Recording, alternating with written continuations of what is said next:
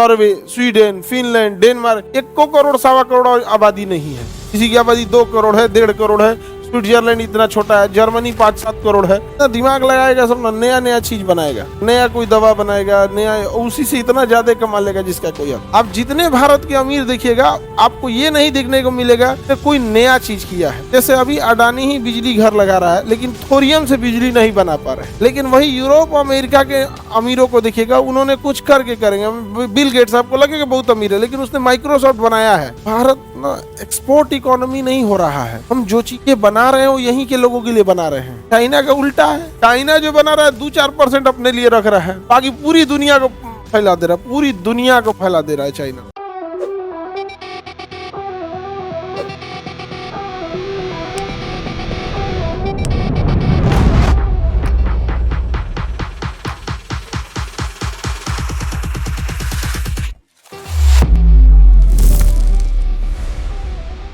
अंग्रेज क्या करते थे, यहीं से रॉ मटेरियल ले जाते थे और ब्रिटेन में बना के भेज देते। चाइना क्या करता है, रॉ मटेरियल उसका खुद का अपना बना के यहाँ क्या करता है, डंप कर देता है ज्यादा मात्रा में, और यहाँ की चीजों की फैक्ट्री उसको बंद करा देता था, लाइसेंसिंग रोक लगा देता था। ये सब चीजें करके आगे बढ़ जाता। समझ में आ रहा है कि नहीं यार? चाहते ही नहीं थे कि भारत का डेवलपमेंट हो। और हमारे यहाँ जनसंख्या भी क्या थी, ज्यादा थी। जनसंख्या ज्यादा हो जाने की वजह से रोजगार ज्यादा देना चाहिए तो रोजगार भी नहीं दिया। ज्यादा रोजगार, फैक्ट्री वगैरह लगाएंगे तब ना क्या होगा, रोजगार होगा यहाँ। और आज के डेट में भी भारत जो है, जितनी चीजें यहाँ बन रही हैं, आप गौर करके देखिएगा, भारत ना एक्सपोर्ट इकोनॉमी नहीं हो रहा है। हम जो चीजें बना रहे हैं वो यहीं के लोगों के लिए बना रहे हैं। आप गौर करके देखिएगा, हमारे इंडिया में जितनी बन रही हैं वो 80% यहीं की चीजों के लिए बन रही है। पलाई बन रहा है तो यहीं यूज हो जा रहा है, दरवाजा चौखट बन रहा है तो यहीं यूज हो रहा है, कपड़ा वपड़ा बन रहा है तो यहीं यूज हो रहा है। हाँ, 10-20% बाहर जा रही है। चाइना का उल्टा है। चाइना जो बना रहा है 2-4% अपने लिए रख रहा है, बाकी पूरी दुनिया को फैला दे रहा है, पूरी दुनिया को फैला दे रहा है चाइना। अभी आने वाले समय में चाइनीज दूध आएगा, चाइनीज गाय का। हाँ, अब मिल्क ना दे, मिल्क प्रोडक्ट दे दे। मिल्क प्रोडक्ट ज्यादा महंगा होता है। जैसे दूध कितना ही बेचेगा, 55-60-65, लेकिन अगर घी ज्यादा हो जाएगा, पनीर, मक्खन, समझ आ गया?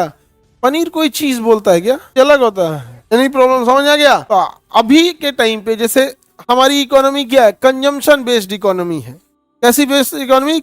हमारी जो जरूरत की चीजें हम बना रहे हैं। हम 140 करोड़ लोग हैं, 150 करोड़ लोग हैं, उन्हें नाश्ता के लिए ब्रेड, रोटी, ये सब चीजें चाहिए, वो इंडिया में बन रही है।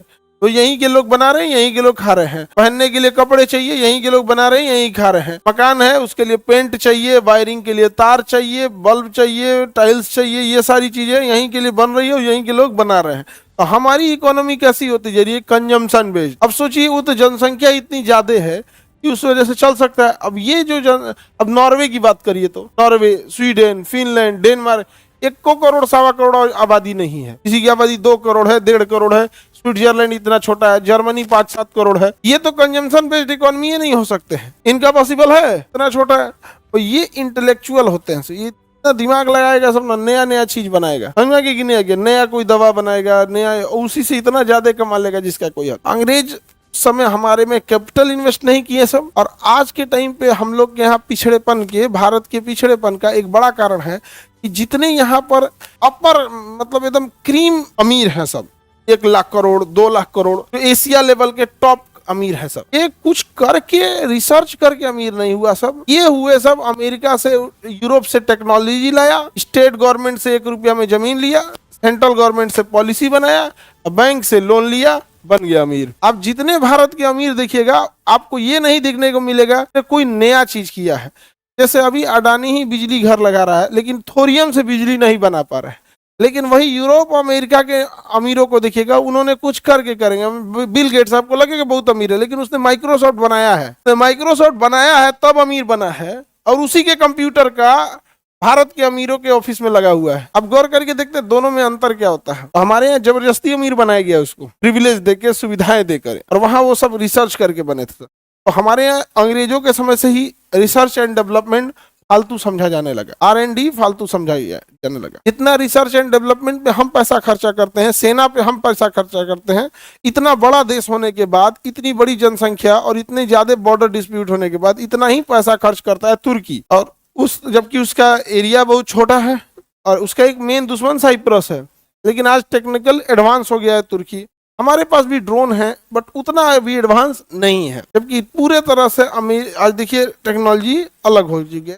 इंडस्ट्रीज का सबसे बड़ा फायदा क्या होता है कि जहां पहले से लगी है वहीं पर टेक्निकल एडवांसमेंट आएगा, वहीं पर क्या आएगा, टेक्निकल एडवांसमेंट आएगा। समझ में गया? तो ये भारतीयों को तो इसने पूंजी ही लगाया ही नहीं, तो भारत को तो बर्बाद कर दिया था इसने। समझ में आ गया कि नहीं?